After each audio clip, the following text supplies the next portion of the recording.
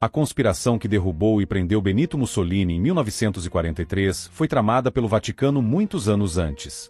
O Marechal Pietro Badoglio, que era chefe do Estado-Maior do Reino da Itália, havia se oposto energicamente ao ataque contra a Grécia em novembro de 1940. Ele era adversário determinado dos ditadores Benito Mussolini e Adolf Hitler. Por meio do contato na Sagrada Congregação para a Propagação da Fé, Ludwig Miller, que era o meio pelo qual a resistência alemã se comunicava com o Vaticano, soube que Mussolini difundia uma petição entre os oficiais italianos requerendo corte marcial para Badoglio. A manobra de Mussolini incitou Badoglio a entrar em contato com a resistência alemã. Como Miller relatou, eu achava, devo me expressar cuidadosamente, que podíamos tratar com Badoglio.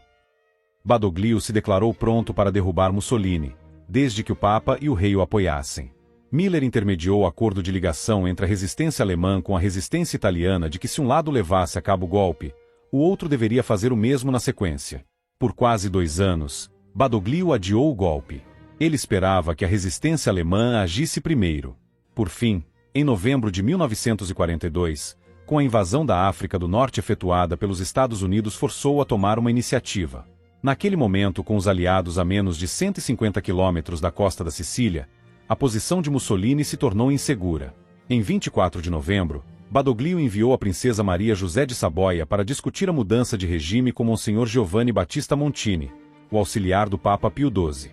Vou relatar, respondeu o prelado e informou o Papa da entrevista com a princesa Maria José, pedindo-lhe que pudesse continuar os contatos. As palavras de Pio XII não são conhecidas, mas sabe-se com certeza que ele deu um parecer positivo porque Monsenhor Montini e a princesa voltaram a se ver e o prelado informou de dentro do Vaticano que o enviado especial do presidente Franklin Delano Roosevelt ao Papa, Myron Taylor, havia garantido que os Estados Unidos receberiam com prazer a saída da Itália da guerra. No entanto, o rei da Itália Vítor Emanuel III, distintamente anticlerical, informou-se da trama vetando as relações com a Santa Sé exclamando, nenhum padre, e exilou a princesa na ermida de Sant'Anna. Quase ao mesmo tempo, Wilhelm Canaris se encontrou com Miller no Hotel Regina em Munique e depois de um jantar surreal deles com Ernst Kaltenbrunner, Canaris sugeriu a Miller que tentasse um encontro com Badoglio olho a olho. Um mês depois, em 21 de dezembro, Badoglio enviou secretamente seu sobrinho para um encontro com o cardeal secretário de Estado da Santa Sé Luigi Maglione procurando a bênção do Papa para a promixação referente à conspiração com o rei da Itália para derrubar Mussolini. Por meio dessas intrigas, os diplomatas aliados começaram a negociar um acordo de paz com Badoglio. Como Miller recordou, no final de 1942, recebi a notícia, não de Leiber, mas de uma pessoa da esfera do Vaticano, de que um renomado personagem italiano tinha apresentado uma proposta de paz, uma sugestão ou uma consulta com respeito aos termos de uma paz que seria feita em separado com a Itália. A resposta para a consulta, creio que vinda de Washington e não de Londres, era 1. Concessão italiana das colônias italianas da África do Norte. 2. Pantelleria, uma ilha italiana perto da Tunísia, para a Inglaterra. 3. Uma oferta relativamente à evacuação italiana da Albânia. 4. Era excitante para nós, num certo sentido. O teor era aproximadamente este. O Tirol italiano deveria se tornar parte de um novo Estado alemão no sul. Isso tinha preocupado não só a nós, no círculo de Canaris, mas, como tinha informado Leiber, também a ele. Ele deu uma pancada em sua cabeça com a mão, pois a participação da Alemanha pelos aliados contestava bastante nossas discussões anteriores com a Inglaterra. Pedi a Leiber que tentasse descobrir com seus contatos como a ideia foi vista nos Estados Unidos, se eles basicamente discordaram disso ou se pensam igual aos ingleses. Um mês depois, Pio XII tinha os elementos da conspiração de Badoglio em suas mãos. Enquanto Roosevelt aconselhava publicamente a Itália a deixar o eixo, Taylor, seu representante pessoal junto ao Papa, realizava uma ação secreta paralela com Pio XII. O senhor vai lembrar-se de seu contato constante com Sua Santidade a partir da Rádio Vaticano de Washington. Trouxe Taylor à memória de Roosevelt posteriormente. O primeiro preparativo para a extinção de Mussolini foi no dia em que eu trouxe ao senhor uma mensagem secreta, em resposta a uma de minha autoria com respeito à queda de Mussolini e à saída da Itália da guerra, que o senhor caracterizou como a primeira ruptura em toda a organização do eixo e que chegou a mim por meio daquele canal papal. Os preparativos do Vaticano para a extinção de Mussolini começaram em 12 de maio. Maglione convocou o embaixador italiano junto à Santa Sé, o conde Galeazzo Ciano, e lhe repassou uma comunicação oral. O Papa sofria pela Itália e com a Itália, afirmou Maglione, e faria todo o possível para ajudar o país. Portanto, o Papa teve a intenção de deixar Mussolini conhecer seu pensamento, embora evitando uma intervenção direta.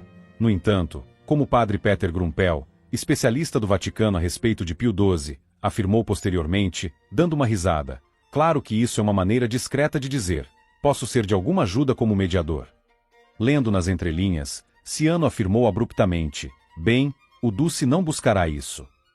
Mussolini prometeu lutar, mas Pio XII tinha aberto um canal para novas conversas. Em 20 de maio, Pio XII escreveu a Roosevelt, pedindo-lhe que não bombardeasse as cidades italianas. Embora não dissesse isso diretamente, o Papa considerava terrorismo o bombardeio dos aliados e do eixo, pois matavam mulheres e crianças em Londres e em Berlim por motivos políticos e não militares. No entanto, a carta do Papa revelou seu jogo mais profundo. Ele pediu a Roosevelt que tivesse piedade da Itália nas futuras conversações da paz, indicando que o Vaticano esperava uma vitória dos aliados. Prudentemente, Pio XII se posicionou entre duas partes antagônicas às quais fez a mesma pergunta: como posso ajudar? Embora Pio XII trabalhasse com Roosevelt para afastar Mussolini, o Vaticano afirmava que o Papa não tinha sido um conspirador ativo. Devemos ser muito cuidadosos quando falamos a respeito de envolvimento ou influência direta, afirmou o padre Grumpel posteriormente. Pois não é o papel do Vaticano intrometer-se nos negócios dos estados estrangeiros. Seu estilo é muito discreto. É mais diplomático e age de maneira mais prudente para evitar se expor a acusações graves. No Tratado de Latrão se proibia o Vaticano de intervir na política externa. Como Hitler reagira se Itália saísse da guerra por meio de uma intriga papal? O Santo Padre é da opinião de que algo deve ser feito, registrou Monsenhor Domenico Tardini, seu auxiliar, após receber uma mensagem cifrada americana a respeito da mudança de regime. Ele não pode se negar a intervir, mas deve fazê-lo com o máximo de sigilo. Em 11 de junho, Pio XII recebeu uma informação política importante. Por meio de um informante, soube que Vítor Emanuel III havia recebido secretamente 2 ex-políticos italianos não fascistas. O fato de até o rei, um notório preguiçoso, perceber que precisava agir sugeria que o status quo logo começaria a ruir. 6 dias depois, o núncio apostólico para a Itália visitou o rei e lhe advertiu que os americanos seriam implacáveis, a menos que Roma saísse da guerra. Pio XII tinha informações do mais alto nível, diretamente de Roosevelt, sobre o que estava por vir. Ainda assim, o rei permanecia inseguro quanto ao que fazer. Um mês depois, em 10 de julho, os aliados invadiram a Sicília. 3 divisões alemãs fugiram para a Península Itálica, indicando a possibilidade imediata de que as tropas aliadas a seguissem. Essa perspectiva exasperou não só o povo italiano, mas também Pio XII. Nem ele, nem seus assistentes Maglione, Montini e Tardini tinham querido que a Itália entrasse na guerra e agora eles trabalhavam duro para tirar a Itália dela. Pio XII conseguiu ser informado das medidas legais do Grande Conselho do Fascismo contra Mussolini. Em 18 de julho, o cardeal Celso Constantini escreveu em seu diário: a Itália está à beira do abismo. No dia seguinte, quando Roma foi bombardeada, a sorte já estava lançada. A Itália tinha perdido a guerra e seus líderes cruzaram a ponte secreta que Pio XII construiu para a paz. 6 dias depois, o rei tinha prendido Mussolini e nomeara Badoglio para governar em seu lugar. Pio XII não fez nenhuma declaração pública, mas um diplomata americano achou que ele não parecia nada infeliz. Ele passou o mês seguinte como anfitrião secreto das conversas entre Badoglio e os aliados que levou a um armistício em 8 de setembro. Hitler jurou invadir o Vaticano 2 horas depois que soube da queda de Mussolini.